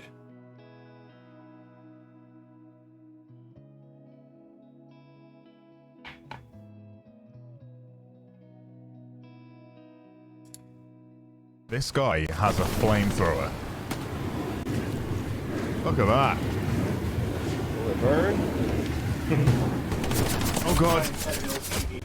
No. He never found out. It will burn. Where is he? Is he dead? You had to ask. This guy's just beaming us through the foliage. Those bullet whizzes sound insane. There's one. Trying to flank us. It's in the bush there. Oh, that is satisfying. Shots over here. Nice try. Trouble's on its way. See if I can hit this. Oh my. Why have I never played this game? The sniping is so good. Ouch. Alright, Taco, take care, man. Someone drive this truck. I'm not driving. I'll take the wheel. I'm the goddamn squad leader. You work for me. Hey, go ahead, Dragon. Don't let me down.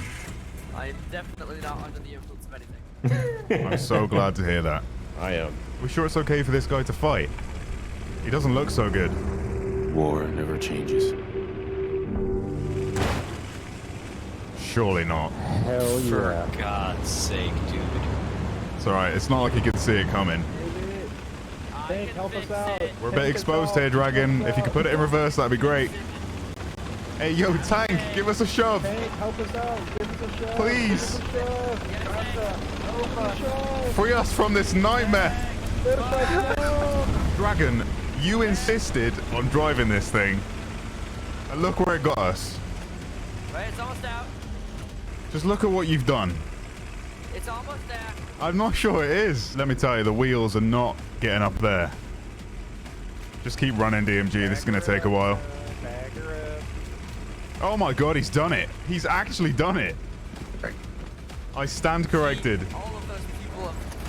Oh, just come on over someone. Great job, man. You did it. Yeah, very nice I said scopes I for would sure. get it out, and I can't lie. You don't even look old enough to drive. You know roads exist, right? Who needs roads? Who needs roads? And I'll get an OP set up somewhere on Jesus Christ, you crashed into the one thing. Alright, we're taking shots Crashed now, into so the one if thing. you get... For fuck's sake, dude. Can you use the iron I've been sights? sleeping on I this have no game idea. for too I'm new long, to man. this game. This is so funny. I'm just watching some gameplay. The last thing I thought I needed was another World War II game. Maybe Crack knows. This is great. Son of a... I took a few days off over the holidays, right? Didn't know what to play Craig when I says came you can back. kind of Someone in go my behind Discord, enemy shout out lines to you, and take Wellesley, unguarded suggested that I territory. play Hell Cool. Let Loose. So if you want to see more of this game on the channel, then drop a like and a comment to let me know. It's so atmospheric, this game. Alright, well, that was a fun exploration of other games. And we're back to our retro role-playing Ultima Online.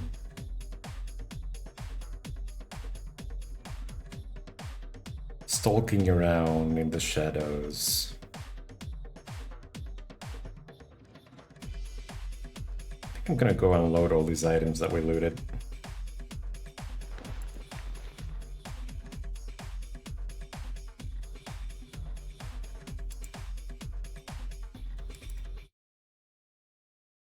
What's an AZ rifle?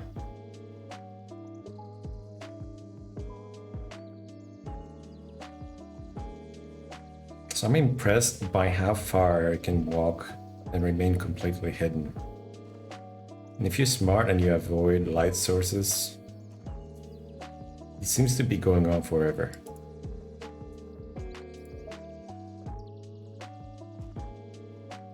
So some of the guards, if you go too close to them, they will spot you. So you can just avoid them.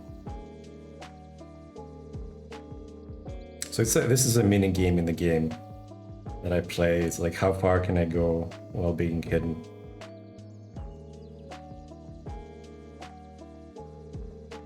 Oh, there's a guard right there. Let's just detour.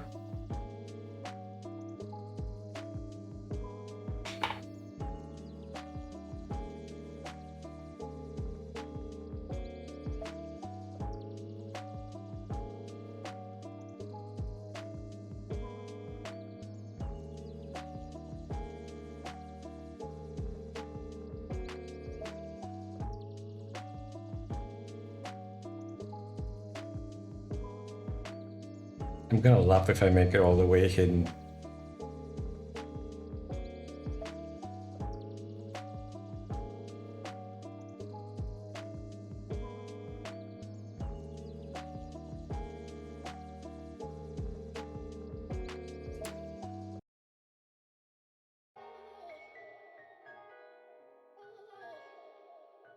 You can use them being what? Oh, iron sights, okay, and make micro adjustments. Obscures small targets in the distance though. Oh.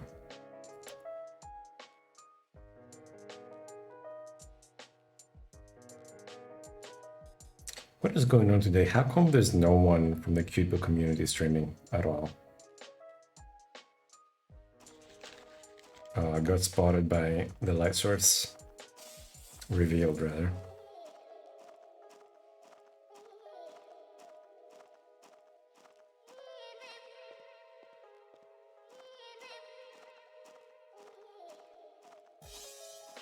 Oh, there's a new player there. I've never met it before. Hey there! He's laying eyes on me. He has no description. Interesting. Okay, let's see what his paper doll looks like. Wearing his chest. Dirty old gray robes. How goes it today, mate? Like, you can host my badge from another stream. I'm trying to get him to go on CuteBot. But he's not in the CuteBot community yet, right? Like, I want to raid someone who's in the community and also give Lance another shout out wherever we go. Another interesting player coming through that I think I've never met. Oh, this guy says, it's a beautiful day to be filled with the joy. And I'm gonna respond, I assume so. Where are you headed this beautiful day? So this is roleplay, you know, talking like your character would. So the other guy's like, blessed day, child. It's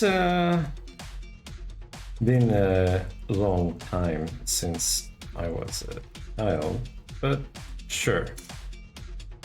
His response to the swamp, of course. Oh, what do you do in the swamps? Hunt?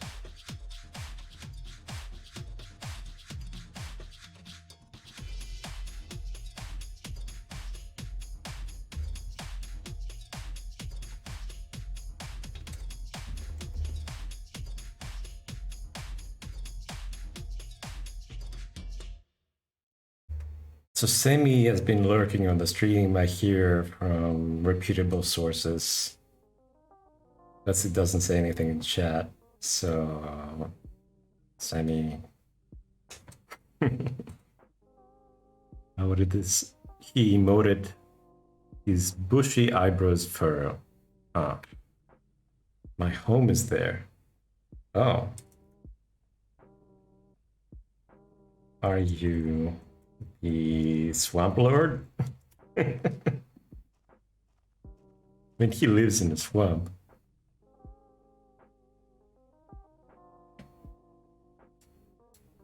So you can also, you know, be funny with your characters and joke around.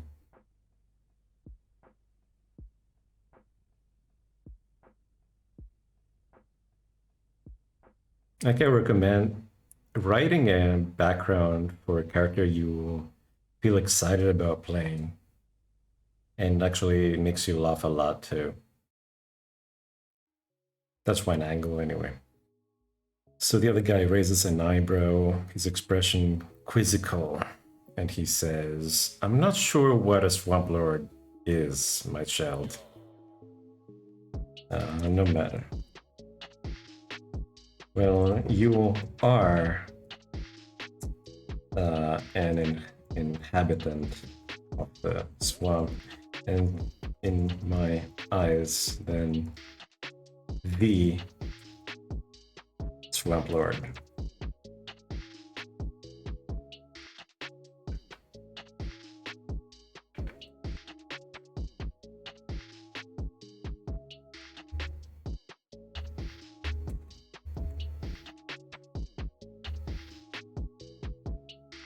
Role-playing is fun, says Crunk.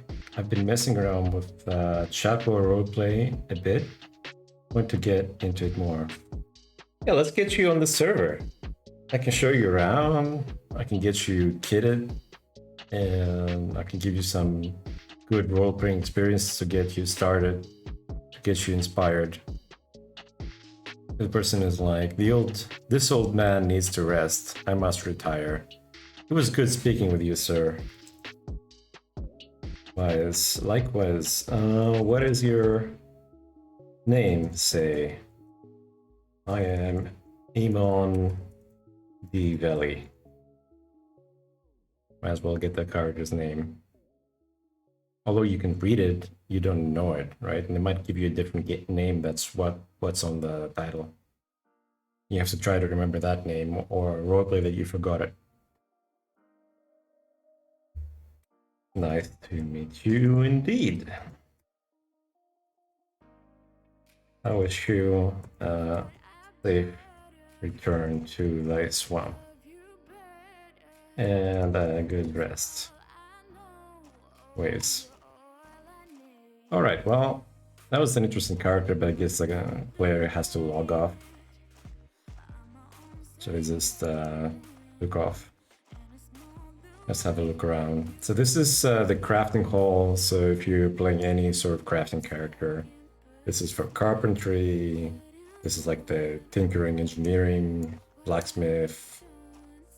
Here you have leatherworking, tailoring, and all that kind of stuff. Crank is asking, can you write notes in a window? What do you mean? Like to do this? Yeah. You can write a note and just put it in a window and people can read what it says, if that's what you mean.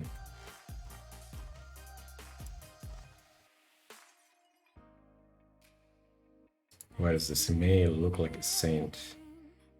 She may look like a saint, appears in big block letters above a serene, feminine face framed by brown curly hair. But she may be a sinner. Appears below in white block letters amidst a black bar. Beware of witchkin in disguise. Yeah, mages are hunted here, as I keep saying. Which is why you shouldn't make a maze as your first character. It's probably going to be a daft experience. Don't tell anyone you're a mage.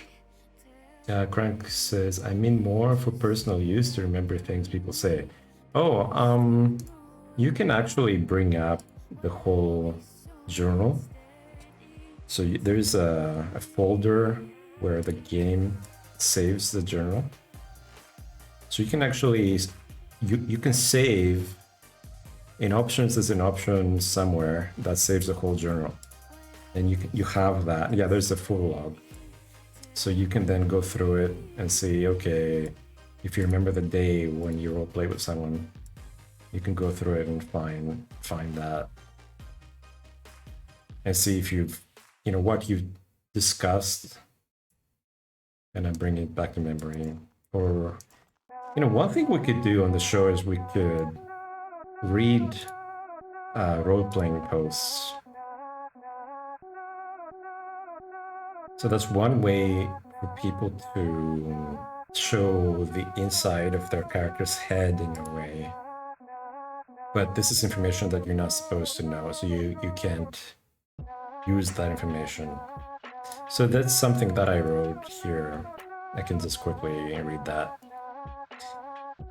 It's a heartwarming happenstance. Dear reader, let me take you on a night filled with laughter, wisdom, and a touch of mystery. 'Twas a gathering where minds met and souls connected.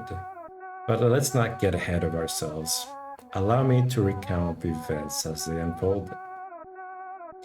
We found ourselves engaged in a conversation in a place far from the mundane, where seats are comfy and the flame burns bright, a conversation that danced between the profound and the playful, the serious and the whimsical. There were characters aplenty, each with their unique charm and quirks. Some were wise, others funny, and a few, well, they were a bit on the mysterious side. Names were exchanged, some common, others not so much, but all were welcome in this dance of words. We spoke of knowing oneself, of experiences and reactions, thoughts and insistences.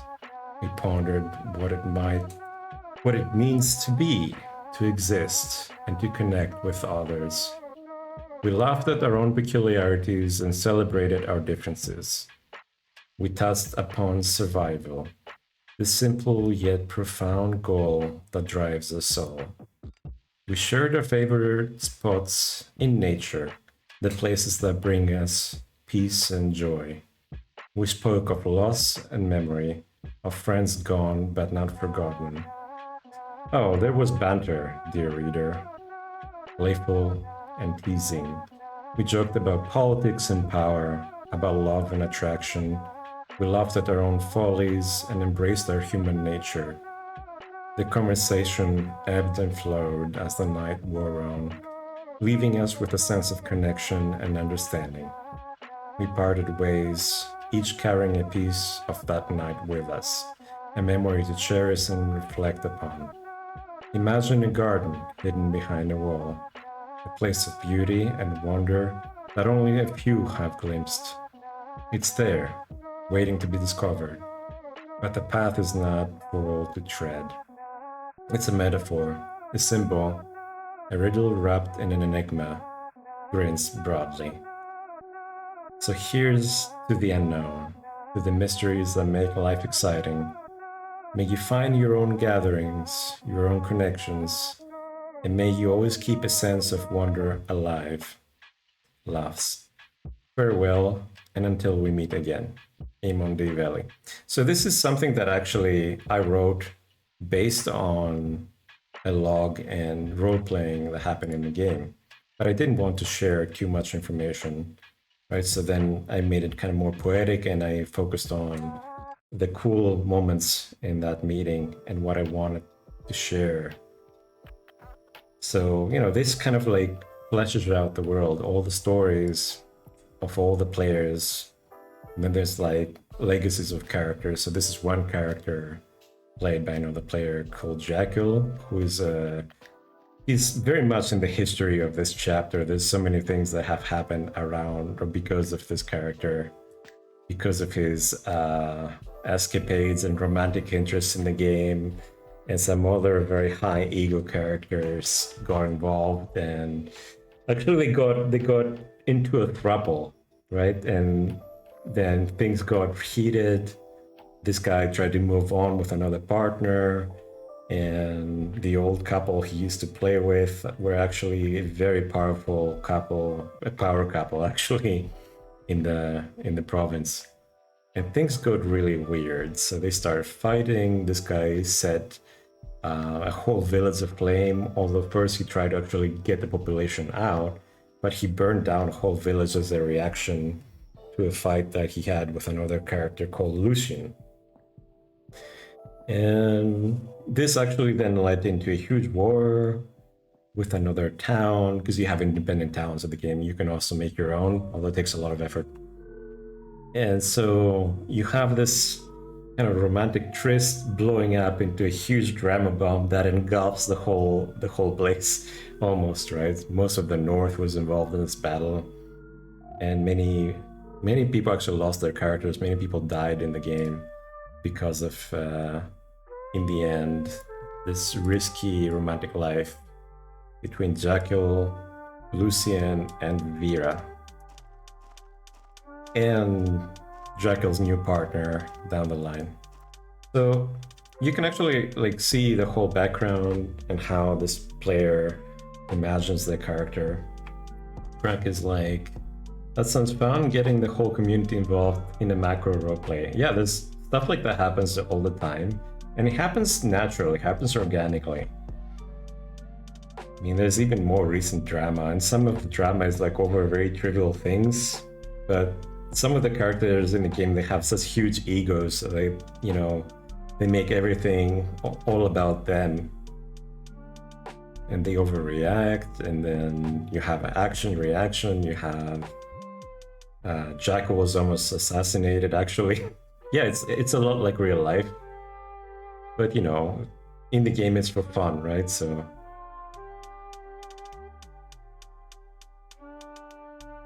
here you have like the full background of this character, and then you can read through all the updates. It's like a whole bunch. Or here's like some of the romantic updates. Some people will be into that. I know for sure Professional Sad Girl would be into that. Anyway, after fighting, I always like to go chill at the tavern, and then you could often get some role playing there.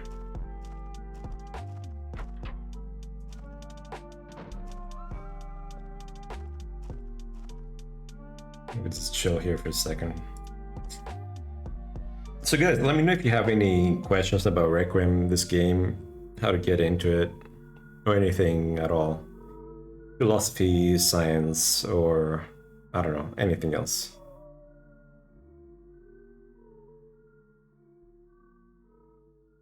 I see no one in the Cutebook community. I'm guessing. Are you guys okay with rating Greek God X? He's playing Dark and Darker, which is a pretty fun show. This is also kind of in a dark setting. Probably rate him out if you guys are into it.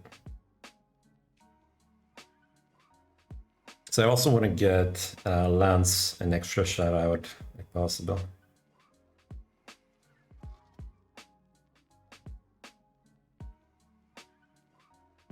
Craig is like, sure, the cute game dev girl I told you about it is on as well. Could be an option for hosting.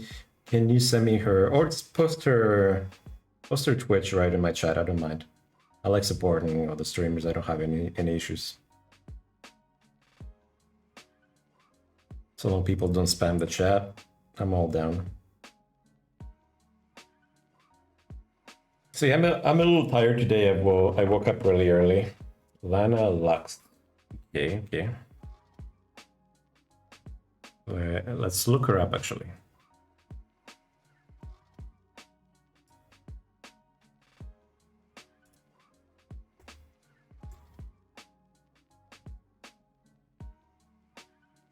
How did I fail to copy this?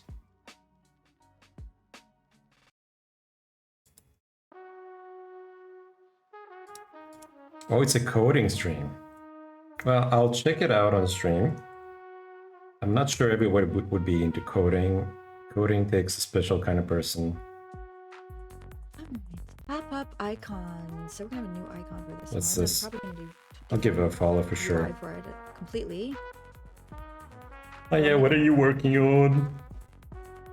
I'm a programming nerd looking for a programming waifu. Yeah, it looks like I'm it's just doing kidding. this same for all of them, which means I could just do it here. Is that JavaScript?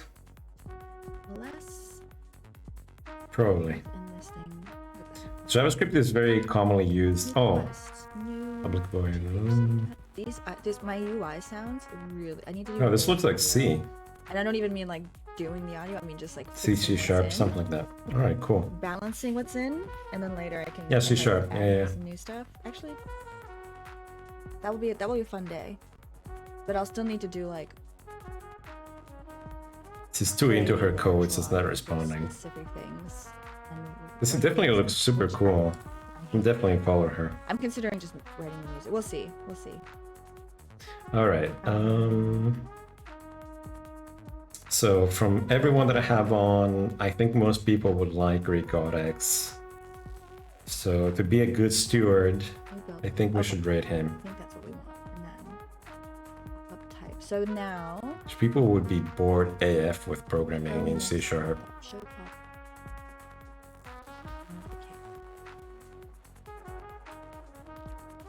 GGX is in Cutebot community. Opened yesterday and it had that. Who is GGX?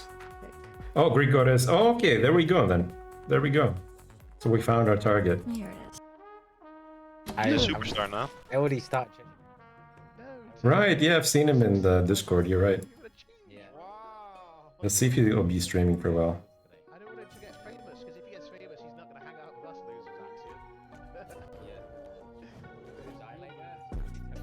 losers, Professional streamer.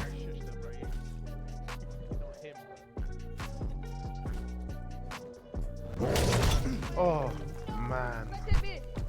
Oh, it's a good little boy. I'll watch him. Want to see me killing on a level 1 rogue? See how this guy does it. Oh, yeah, I should actually be... why am I not a human to get the agility? I'm so stupid. True. Why is you an elf?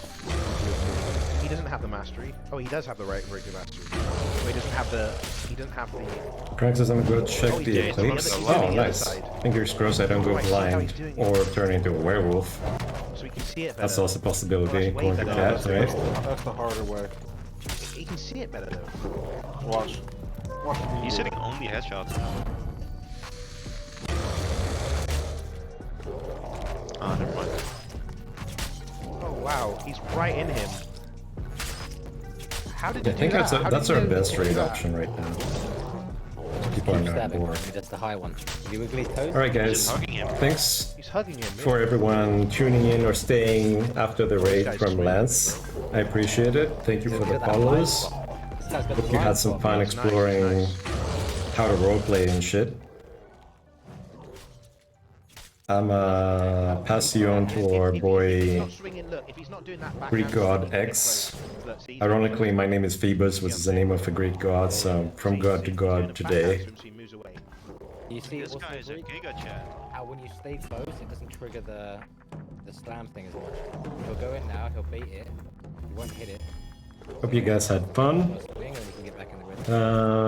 Have some fun also with Greek God X and try to say, I don't know, that you got there by Lance as well as get Lance some coverage in the Kipo community as a pre-W player. Thanks again for hanging in there. Have a good day. And I think that's right, the spell is better than throwing the drum. Wait, we actually cannot raid Great God X because he doesn't allow it. That was fast, dude. Oh, and he's dancing. Well, He wait, is he stream sniping? back to square one. Jump if you're stream Holy sniping. Jump if you're cow. stream sniping. Who else would people be into? Stupid blonde. Definitely not programming though, I'm sorry. I watched him, I've been... What's watching Cricket him doing? as well. I watched him Oh, do it. Sekiro. Let's do Cricket. Well, he's in chat, he says that's me. Cricket is a very decent person. Yeah, right. That's it. Yeah. He's gonna honor Lance as well. Surely, dude. I believe him. You spell just a random that. guy. That's me. Yeah. It's me, Smile. Chat. Who was that? Who Alright, was guys, that? go say hi Me, to Smile. What's it?